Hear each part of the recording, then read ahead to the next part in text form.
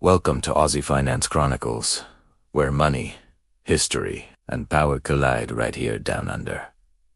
We're not your typical global channel. We offer a deep dive into Australian financial history and personal finance, told entirely through the lessons of the Aussies who paved the way. We examine major local events from the gold rushes to the superannuation system to understand the forces of capital, debt, and systemic control. You'll learn how wealth is built and lost by studying the patterns of the past. History doesn't repeat, but it certainly rhymes. By understanding our continent's failures and power plays, you can sharpen your financial sovereignty, master your money mindset, and avoid the traps that took down local empires. Our mission is simple: to ensure every Aussie is equipped with the knowledge to thrive financially. Australia's economic story didn't begin with gold or wool. It began with the paradox of shackled labor. So, how did convicts become the first and most critical workforce and economic capital of a nation? Sydney was founded as a penal colony, a remote jail. But very quickly, these convicts became more than just free labor. They became the financial engine that powered land speculation, trade, and the colonists' desperate rush to get rich quick. In early New South Wales, the most valuable economic input was free labor. Every public work, the roads, barracks, Hyde Park barracks, and hospitals was built by convicts. This allowed the British government to establish the colony's infrastructure without a massive initial investment. Through the assignment system, convicts were leased out to private farmers, officers, and settlers.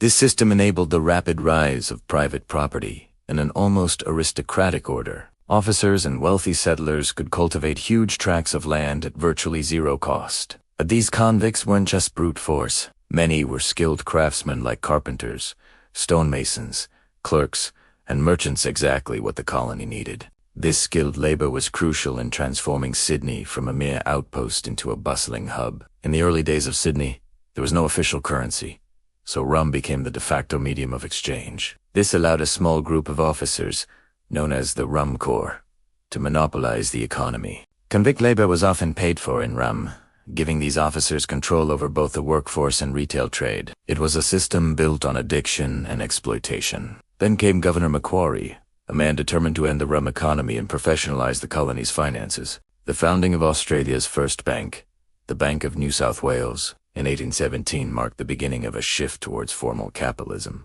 It's a common misconception that all convicts arrived penniless. Some had funds, and they were even encouraged to deposit their money. Upon gaining their freedom, these emancipists received land grants and started their own businesses, creating a new class of colonial wealth. This is a uniquely Australian story of social mobility. The success stories of emancipists like Francis Greenway, an architect who designed many of Sydney's iconic buildings, are proof of the Australian dream, the promise of a second chance. But this created tension.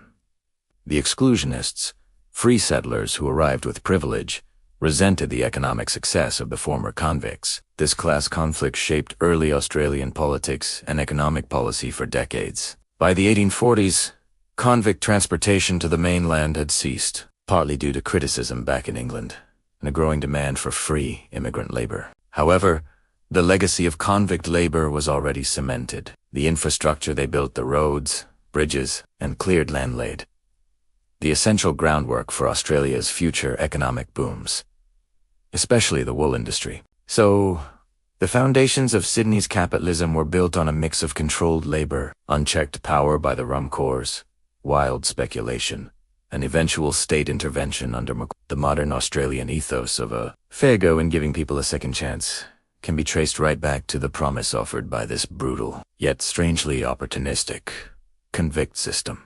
How do you view the financial legacy of our convict ancestors? Does the soul of Australia lie in this tough beginning? Let's discuss it in the comments. And don't forget to subscribe to our channel, share this video, and hit that notification bell. Every comment and idea you share helps us create more in-depth videos for our great continent. If you haven't subscribed yet, mate, please do. I'll be right here with you, exploring more amazing financial topics.